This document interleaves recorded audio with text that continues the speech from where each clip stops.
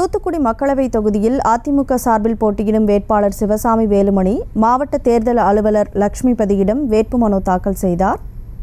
இதுகுறித்த கூடுதல் தகவல்களை வழங்குவதற்காக நேரலையில் இணைகிறார் செய்தியாளர் முத்துராமன். வணக்கம் முத்துராமன், கள நிலவரம். வணக்கம்.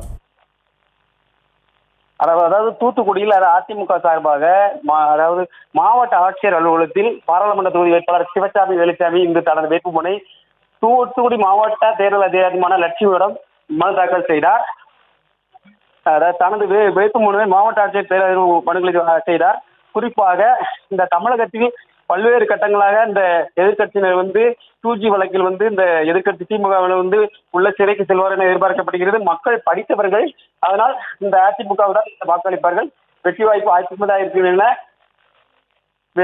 தூத்துக்குடி ஒருங்கிணைந்த மாவட்டம் இல்லாமல் வடக்கு மாவட்டமாக கோயில்பட்டி எம்எல்ஏ கடம்பூர் ராஜி மற்றும் தூத்துக்குடி தெற்கு மாவட்ட செயலாளர் சண்முகநாதன் மற்றும் அமைப்பு செயலாளர்கள் செல்லப்பாண்டியன், சின்னத்துறை மற்றும் சென்றி உள்ளிட்டோர் படச்சூரில் இன்று வேட்புமனு தாக்கல் செய்தனர்.